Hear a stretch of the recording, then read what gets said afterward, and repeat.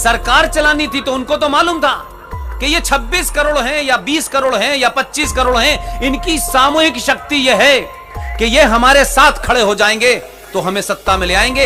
ये 90 करोड़ लोग जो हैं ये कभी ना एक हो सकते और ना हम इन्हें होने देंगे। इसलिए कभी आपके ऊपर दांव नहीं लगाया उन्होंने। इसलिए काम क्या हुआ, उन्होंने कहा 13 आ गई है। 9 का चुनाव जीतने के लिए हमने 26-11 कराया था। मैं नहीं जानता कि आप इसके बारे में कितना जानते हैं। रॉ का पूर्व डायरेक्टर मेरे गुरु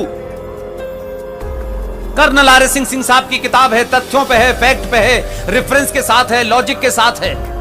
कुछ उसमें कॉमा फुल स्टॉप नहीं बदल सकते आप लोग। उस किताब का नाम है नो द एंटी नेशनल्स। मैं उस वक्त उस पड़ोसी मुल्क के एक चैनल का इंडिया हेड था। आपको 2 बातें बताऊंगा तो आपको लगेगा कि किस तरीके से प्लानिंग हुई थी और कैसे इंप्लीमेंट हो गई।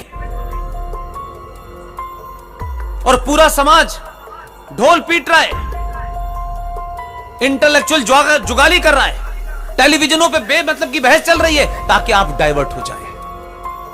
26-11 में भारत का जो सिक्योरिटी का एपरेटस होता है, जो इंस्टीट्यूशन होता है, उसे कहते हैं गृह मंत्रालय, जो आंतरिक सुरक्षा को देखता है।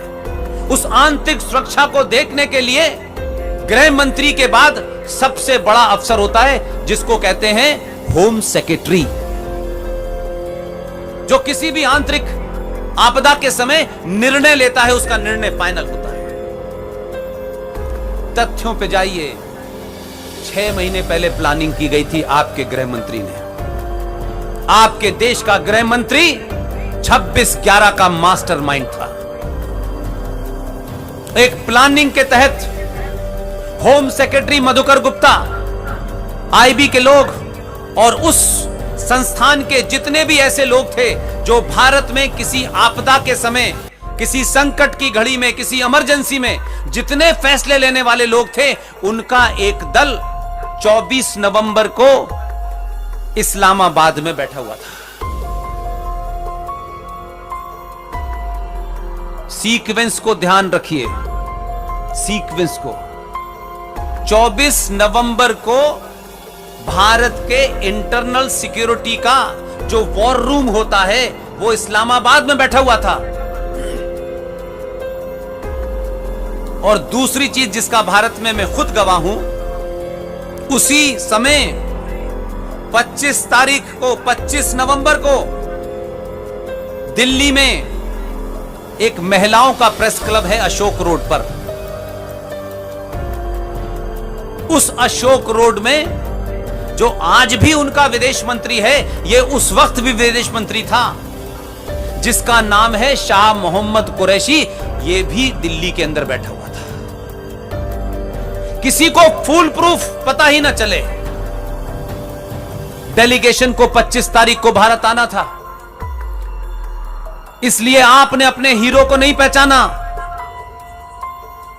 और आपको लोगों ने उस हीरो को पहचानने नहीं दिया गया। इसलिए मैं कहता हूं कि कम से कम कुछ नहीं कर सकते, किसी की तारीफ इतनी करिए कि वो अगर सुने ये बात तो उसको लगे राष्ट्र को मेरी चिंता है। ये नहीं करते हम। एक अफसर को भनक लगी, एक अफसर को कुछ लगा, उसने कहा मेरे परिवार में किसी की सीरियस हालत है, मुझे वापस जाना है। वो आनाकानी करते रहे। खुफिया डिपार्टमेंट के लोग जब भी विदेश में जाते हैं, किसी डेलीगेशन में जाते हैं, तो उनकी खुफिया आइडेंटिटी नहीं होती, उनकी डिप्लोमेटिक आइडेंटिटी होती है। और उसी इस्लामाबाद से 35 किलोमीटर ऊपर एक पहाड़ है, बहुत खूबसूरत सा पहाड़ है, उसे मरी कहते हैं, उस पहाड़ का नाम।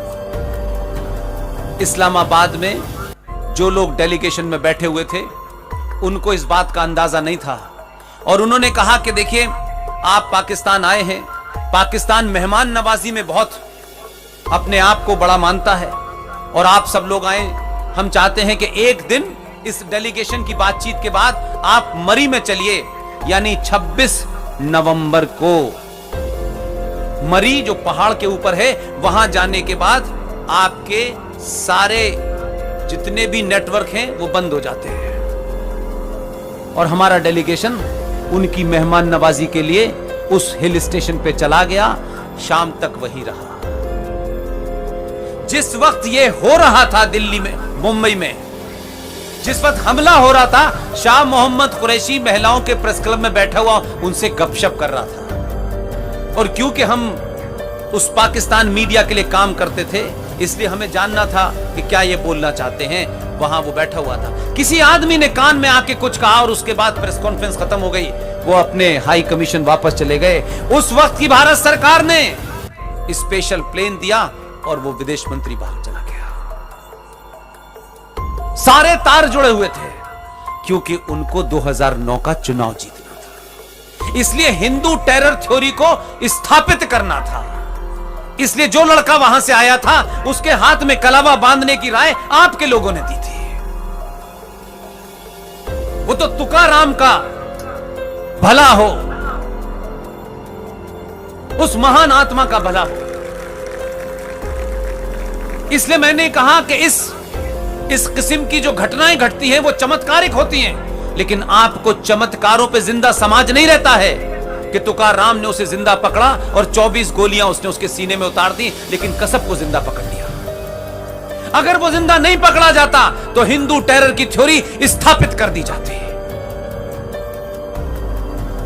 और अभी ये खत्म भी नहीं हुआ था। आप सीक्वेंस को देखिए, जाके कल अपने YouTube पे जाकर के चेक कर लीजिएगा, इन डेट्स को चेक कर लीजिएगा, जो मैं आपसे कह रहा हूं। फौरन एक 2 कौड़ी का आदमी जो किसी होटल में एक वेटर हुआ करता था, वो पत्रकार बन गया, और वो भी उर्दू का।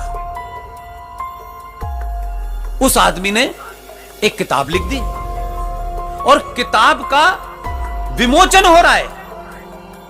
और उस विमोचन में कौन कौन शामिल है? महेश भट्ट,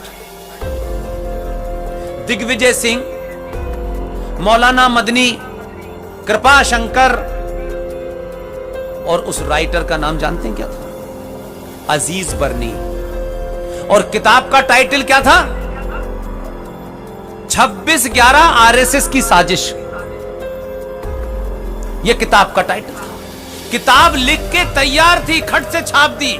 देश में बहुत सारे ऐसे लोग हैं जो एंटी हिंदू, एंटी सनातन नैरेटिव को तत्काल लेके चलाना शुरू कर देते हैं, और बहस इधर होने की जगह आरएसएस पे चली गई है, तो आरएसएस का हाथ है इसमें, और साबित करने की कोशिश की गई, क्योंकि चुनाव जीतना था। अनफॉर्चुनेटली वो लोग चुनाव जीत गए, और 2014 से पहले वो ये समझ गए थे कि 26/11 ने 2009 का चुनाव जिताया है, 2013 का नहीं जिता पा रहे। इसलिए जाते जाते एक ऐसा जघन्य अपराध हुआ है जो आपको सबसे ज्यादा मालूम होना चाहिए। और आपसे बार बार कोई कहता है कि आप गुजरात बहुत जाते हैं। मैं कहता हूं कि गुजरात वाले सुनते भी हैं और उस पर अमल भी करते हैं, इसलिए जाता हूं। अगर ये रोशनी मुझे गुजरात में नजर आती है तो मैं आपके गली गली गांव जाने के लिए तैयार हूं। इसलिए मैं कह रहा हूं, हमारे यहां, हमारे समाज में कोई अपनी अच्छी चीज आसानी से देता नहीं किसी को, बड़ी मुश्किल से देते हैं हम। अगर पेन भी कोई आदमी मांग ले तो आदमी खड़ा रहता है, पता नहीं वापस करेगा कि नहीं करेगा। आप इतने महान लोग हैं, बहादुर लोग हैं, राष्ट्रवादी लोग हैं कि आपने तो 15 साल तक एक आदमी को डॉक्टर बनाया, उसे सर्जरी सिखाई। आपने कहा गुजरात की सर्जरी हो गई, अब तुम दिल्ली जाओ।